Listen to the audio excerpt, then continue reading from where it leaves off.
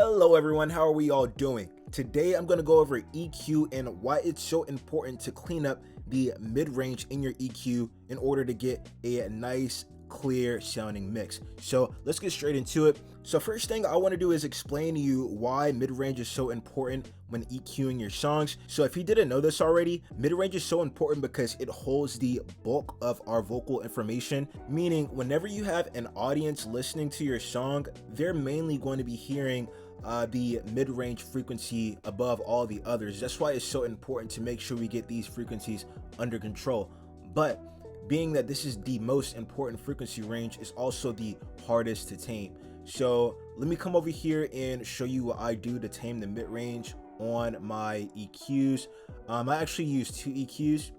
On the first one, a lot of people actually use this method. On the first one, just a nice basic EQ to kind of get everything under control. I took out the low end, I boosted up the high end a little bit. I took out the low mid range to remove some of that boxiness.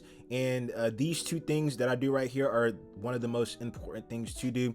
Over here, take out the low end a little bit to make sure you tame that boxiness, because over here in your low mid range area is where you'll find a lot more boxy frequencies.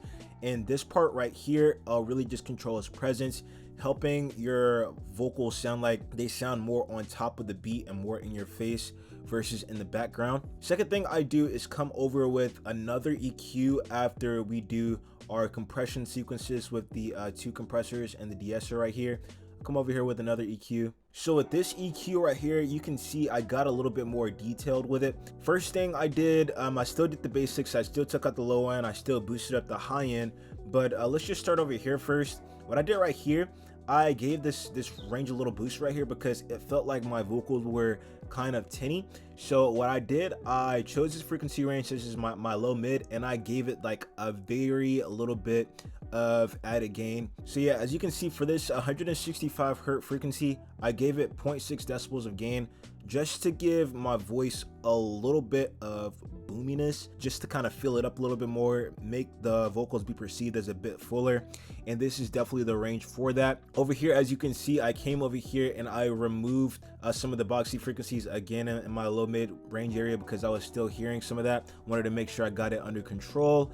I'm using a dynamic EQ as well. So if you don't know what a dynamic EQ is, pretty much just a way to get extra control over each frequency range. Dynamic EQ is essentially just like an advanced version of regular EQ. So whenever the dynamic EQ detects any frequencies across the frequency spectrum that you have adjusted over here, it's going to either boost or attenuate gain depending on what your options are for right here, depending on whether you hit this upward expansion mode, which would add a bit of gain, make up gain to this frequency, or this button right here, which will give it a bit of attenuation. Yeah, very simple. It's just nice to use dynamic EQ for when you want to make sure you have extra control over your frequencies, especially for like stubborn frequencies as I have right here in this boxiness in the low mid range area. So the second thing I did, I came over here and I actually took out a little bit of harshness in this 2000 hertz range right here, 1939. Took it about negative 2.5 decibels of gain.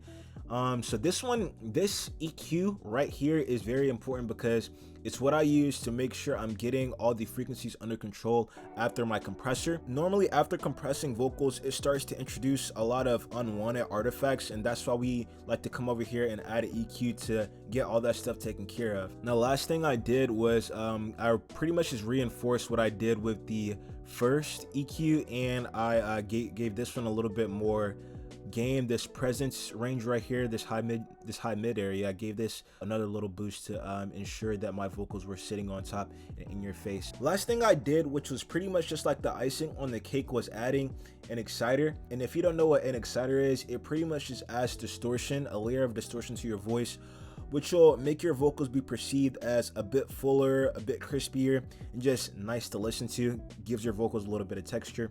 I added that to this high mid frequency range right here and the high end, mainly just because saturation or like high frequency distortion sounds really nice in the high end and the high mid area. So what I'm gonna do, I'm gonna show you how this vocal sounds with both of these EQs, but I'm gonna turn the second one off and I'm gonna let you hear how it sounds with just the first one, and I'm gonna turn the second on later just to show you how big of a difference it actually makes. Yeah, the night's gotten colder, we're approaching the fall. I slowly got a little bored and I don't test by the car. I'm to the point in questioning the essence of my own nature. That's why it's nice to sit and write about your life on the paper. Ever feel like you're a candy that's been drained of its flavor? That's how I felt when working shifts and little tips as a waiter. Now I struggle searching endlessly for constant relief. And all these bad habits, I wish I could shove them. Yeah. The night's gotten colder, we're approaching the fall. I slowly got a little bored and I don't test by the car. I'm to the point in questioning the essence of my own nature. That's why it's nice to sit and write about your life on a... So yeah, obviously a very big difference. This is like one of the most important steps when EQing your song, is to make sure you get that mid-range under control so your vocals can actually sound clear, present, and nice to listen to. But alright everyone, if you're a beginner looking to learn how to mix your vocals inside FL Studio with free stock VSTs, hit the link in my description and I'll give you a detailed step-by-step guide which I can guarantee will 5 times the speed in which you progress. But alright everyone, if you got a lot of value out of this video, hit like, hit subscribe. I'll catch you all in the next one.